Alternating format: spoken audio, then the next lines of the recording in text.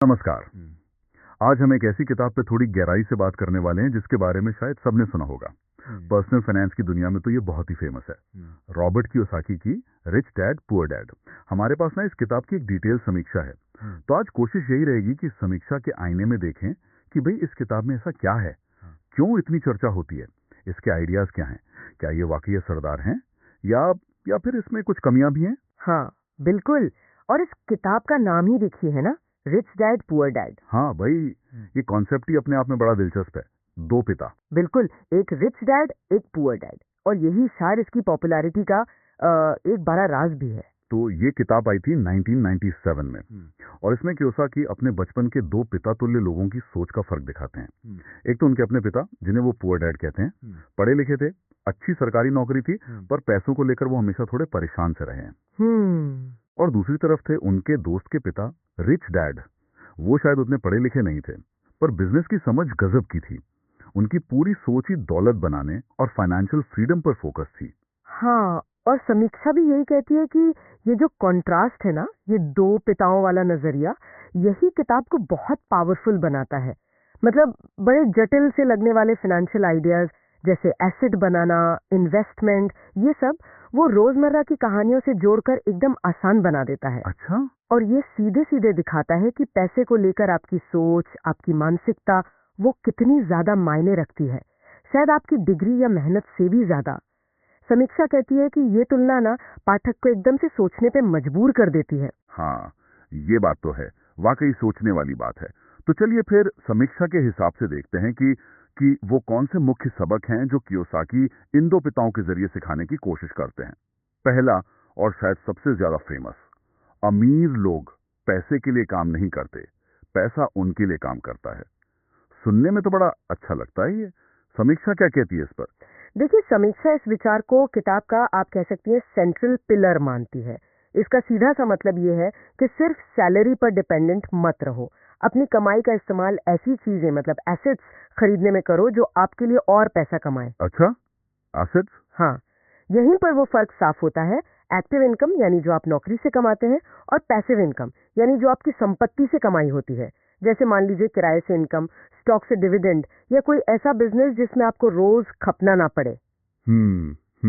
और समीक्षा कहती है कि कियोसाकी का ये आइडिया सीधे तौर पर फाइनेंशियल फ्रीडम के सपने से जुड़ा है। मतलब एक ऐसी स्टेज जहां आपकी संपत्ति से इतनी पैसिव इनकम आ रही हो कि आपके सारे खर्चे निकल जाएं, फिर आपको रोज वो 9 से 5 वाली जॉब करने की जरूरत ना पड़े। सही। लेकिन हाँ, समीक्षा एक बात और कहती है, वो ये कि किताब ये तो बताती है कि क्या करना है, पर कैसे करना है उस हिस्से पर थोड़ी थोड़ी हल्की है। अच्छा, ये इंटरेस्टिंग पॉइंट है। मतलब आइडिया बड़ा है पर प्रैक्टिकल रास्ता शायद उतना साफ नहीं है। हाँ। इस पर हम बाद में और बात कर सकते हैं। हाँ। दूसरा बड़ा सबक जो समीक्षा बताती है वो है फाइनेंशियल एजुकेशन की जरूरत। कियोसाकी का तर्क है कि स्कूल हमें सब कुछ पढ़ाते हैं पर पैसा कैसे काम करता है ये नहीं सिखाते। क्या समीक्षा मानती है इस बात को? हाँ, बिल्कुल मानती है। समीक्षा इसे कियोसाकी के सबसे मजबूत तर्कों में से एक गिनती है। वो इस बात पर ध्यान दिलाती है कि हमारा जो ट्रेडिशनल एजुकेशन सिस्टम है, वो वाकई हमें एक अच्छा एम्प्लॉय या प्रोफेशनल तो बना देता है, तो शायद एक अच्छा उद्यमी या इन्वेस्टर बनने के लिए जो फाइनेंशियल समझ चाहिए वो अक्सर नहीं देता।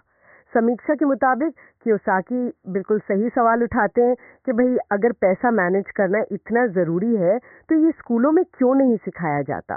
सही बात है। तो किताब सिंबॉलिकली ही सही इसी कमी को भरने की कोशिश करती है, लोगों को सोचने पर मजबूर करती है कि पैसों के बारे में वो क्या क्या नहीं जानते और उन्हें क्या सीखना चाहिए। एक तरह से ये लोगों को उकसाती है कि अपनी फाइनेंशियल एजुकेशन की जिम्मेदारी खुद लें। और इसी से जुड़ा हुआ है तीसरा सबक जो शायद किताब की सबसे ठोस सलाहों में से एक है। संपत्ति यानी एसेट्स और देनदारियां यानी लायबिलिटीज के बीच का फर्क समझना। ये तो काफी सीधा लगता है ना? समीक्षा से कैसे देखती है? हाँ, सीधा तो लगता है, पर समीक्षा मानती है कि ये कियोसाकी के सबसे सरल और शायद सबसे असरदार अवधारणाओं में से एक है। सिंपल शब्दों में, संपत्ति वो चीज है जो आपकी जेब में पैसा डालती है। ओके। जैसे किराए पर दी हुई प्रॉपर्टी, स्टॉक्स, बॉन्ड्स, या आपका अपना कोई बिजनेस जो प्रॉफिट कमा रहा हो। और लायबिलिटी यानी देनदारी वो है जो आपकी जेब से पैसा निकालती है, जैसे कार का लोन, क्रेडिट कार्ड का कर्ज या एक बहुत बड़ा घर जिसका मेंटेनेंस ही बहुत महंगा हो। समीक्षा इस बात पर जोर देती है कि कियोसाकी का ये कहना कि अमीर लोग एसेट्स जमा करते हैं जबकि मिडिल क्लास और गरीब लोग लायबिलिटीज जमा करते हैं और अक्सर उन्हें गलती से एसेट समझ लेते हैं, जैसे अपना रहने का घर या कार, ये लोगों की सोच पर बड़ा गहरा असर डालता है। ये उस ट्रेडिशनल सोच को चैलेंज करता है जहां बड़ा घर या महंगी कार ही सक्सेस का सिंबल मानी जाती है। हाँ, ये तो है। समीक्षा के मुताबिक ये कॉन्सेप्ट लोगों को अपनी हर खरीदारी और इन्वेस्टमेंट के फैसले को इस तराजू पर तोलने के लिए प्रेरित करता है। क्या ये चीज मेरी जेब में पैसा डालेगी या निकालेगी? वाकई ये सोचने का तो बिल्कुल अलग तरीका है। अच्छा, चौथा सबक जिसके बारे में समीक्षा बात करती है वो है एंटरप्रेन्योरशिप और इन्वेस्टमेंट का महत्व। मतलब सिर्फ नौकरी के भरोसे मत रहो। क्यों? हाँ, समीक्षा इसे रिच डैड की कोर फिलॉसफी मानती है। रिच डैड का मानना था कि सिर्फ सैलरी पर निर्भर रहना, चाहे वो कितनी भी ज्यादा क्यों न हो, आपको आर्थिक रूप से सिक्योर तो रख सकता है पर शायद ही कभी अमीर या फाइनेंशियली फ्री बनाएगा। अच्छा, इसलिए रिच डैड की सलाह हमेशा अपना बिजनेस शुरू करने या इन्वेस्ट करने की होती थी ताकि इनकम के मल्टीपल सोर्स बन सकें। समीक्षा बताती है कि ये सबक पाठकों को सेफ जॉब वाली मानसिकता से निकालकर अपॉर्चुनिटी ढूंढने और पैसे से पैसा बनाने वाली एंटरप्रेन्योर या इन्वेस्टर वाली मानसिकता अपनाने के लिए पुश करता है। इसमें फिर रिस्क लेना, गलतियों से सीखना और फाइनेंशियल मौकों को पहचानना, ये सब शामिल है। ये सब ट्रेडिशनल नौकरी वाली सोच से बिल्कुल अलग है ना? हाँ, बिल्कुल अलग है। और फिर आता है आखिरी बड़ा सबक जिस पर समीक्षा काफी जोर देती है, वो है माइंडसेट का खेल। मतलब आपका डर, आपका शक, आत्मविश्वास की कमी, ये पैसे की कमी से भी बड़ी रुकावटें हो सकती हैं। बिल्कुल सही। समीक्षा इस साइकोलॉजिकल पहलू को किताब की एक खासियत मानती है। ज्यादातर फाइनेंशियल एडवाइस जो होती है वो नंबर्स, बजट, इन्वेस्टमेंट प्लान्स पर फोकस करती है। हाँ, लेकिन कियोसाकी इस बात पर ध्यान खींचते हैं कि पैसा खोने का डर या मैं ये नहीं कर सकता वाली सोच या फिर सक्सेस पर शक करना, ये सब हमारी फाइनेंशियल ग्रोथ को रोक सकते हैं। रिच डैड ने कथित तौर पर कियोसाकी को सिखाया कि फेलियर को सीखने का मौका समझो और कैलकुलेटेड रिस्क लो।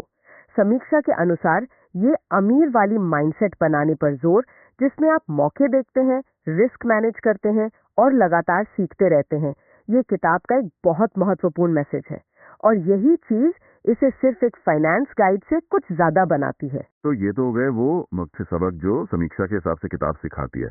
अब जरा ये बताएं कि समीक्षा किताब की ताकत क्या बताती है। मतलब जाहिर है इतनी बिकी है, इतनी पॉपुलर है, तो कुछ तो खास बात होगी इसमें। हाँ, बिल्कुल। और समीक्षा इसकी कई खूबियों को मानती भी है। सबसे पहली बात, जैसे हमने शुरू में भी कहा, इसकी भाषा बहुत सरल है। कहानियों के जरिए समझाया गया है जिससे कोई भी आम पाठक आसानी से जुड़ जाता है। फाइनेंस की भारी भरकम बातें नहीं है। दूसरी और शायद सबसे बड़ी खूबी, ये लोगों को पैसे, नौकरी, इन्वेस्टमेंट, इन सब के बारे में जो बनी बनाई धारणाएं होती है ना, उन पर सवाल उठाने के लिए उकसाती है। यह सोचने पे मजबूर करती है कि क्या जो हमें बचपन से सिखाया गया है या जो सब लोग कर रहे हैं वही एकमात्र सही रास्ता है। सही चैलेंज करती है सोच को। हाँ, और तीसरी बात, ये कुछ बहुत ही बेसिक लेकिन जरूरी फाइनेंशियल कॉन्सेप्ट से परिचय कराती है, जैसे एसेट बनाम लायबिलिटी या पैसिव इनकम का महत्व। हो सकता है कई लोगों ने पहले कभी इस तरह से सोचा ही ना हो। समीक्षा मानती है कि किताब की असली शक्ति इसकी इंस्पिरेशन देने की क्षमता में है। ये लोगों में फाइनेंशियल फ्रीडम पाने की एक इच्छा जगा सकती है। प्रेरणा, इंस्पिरेशन, ये तो ठीक है, लेकिन क्या सिर्फ प्रेरणा काफी है? यहीं पर शायद वो आलोचनाएं या कमियां सामने आती होंगी जिनके बारे में लोग बात करते हैं। समीक्षा किन कमियों की ओर इशारा करती है? हाँ, और समीक्षा इन आलोचनाओं को भी नजरअंदाज नहीं करती बल्कि उन्हें गंभीरता से लेती है। सबसे बड़ी आलोचना यही है कि किताब प्रेरणा तो बहुत देती है पर practical step by step strategy नहीं बताती। अच्छा, ये बताती है कि क्या करना है, जैसे संपत्ति खरीदो, पर ये नहीं बताती कि कैसे करें। खासकर अगर आपके पास शुरू करने के लिए ज्यादा पैसा है ही नहीं तो क्या करें, ये सवाल बना रहता है।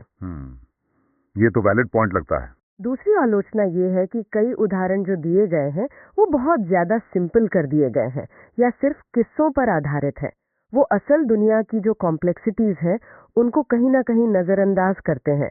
रियल एस्टेट या बिजनेस में सक्सेस उतनी सीधी लाइन में नहीं मिलती जितनी किताब में कभी कभी लग सकती है। और क्या समीक्षा इन आलोचनाओं को सिर्फ लिस्ट करती है या उन्हें वजनदार भी मानती है? मतलब क्या ये सलाह जोखिम भरी हो सकती है? नहीं, समीक्षा का नजरिया काफी बैलेंस्ड है। वो मानती है कि ये चिंताएं जायज हैं। देखिए, इंस्पिरेशन अपनी जगह है, पर बिना किसी ठोस एक्शन प्लान के वो अधूरी रह जाती है। सही। और आलोचकों का ये कहना बिल्कुल सही है कि बिना पूरी रिसर्च और समझ के कियोसाकी की कुछ सलाहें जैसे कि कर्ज लेकर इन्वेस्ट करना या रियल एस्टेट में बड़ा दांव लगाना, ये वाकई जोखिम भरी हो सकती है, खासकर उन लोगों के लिए जिन्हें ज्यादा अनुभव नहीं है। ओके। तो समीक्षा एक तरह से चेतावनी देती है कि किताब की सलाह को आंख बंद करके फॉलो करना खतरनाक हो सकता है। असल दुनिया में मार्केट के उतार चढ़ाव होते हैं, टैक्स के नियम होते हैं और आपकी अपनी पर्सनल फाइनेंशियल सिचुएशन होती है। ऐसे कई फैक्टर्स हैं जिन्हें किताब ज्यादा डिटेल में नहीं बताती।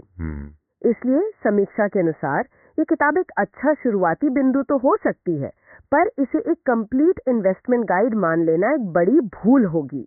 तो फिर इन सब बातों को अगर हम देखें, इसके सबक, इसकी ताकतें और इसकी आलोचनाएं, तो समीक्षा का फाइनल टेक क्या है? मतलब निचोड़ क्या है? क्या ये किताब पढ़ने लायक है या नहीं?